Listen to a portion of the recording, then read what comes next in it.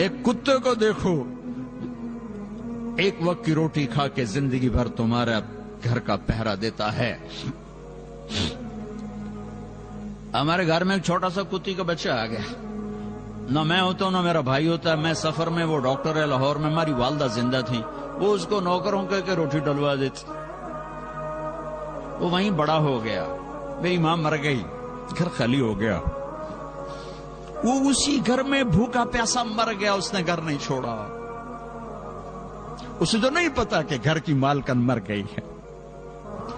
اب کوئی روٹی ڈالنے والا کوئی نہیں. وہ تو نوکروں کو حکم دیتی تھی، وہ ڈال دیتے تھے. اسے کیا خبر کہ وہ چلی گئی ہے.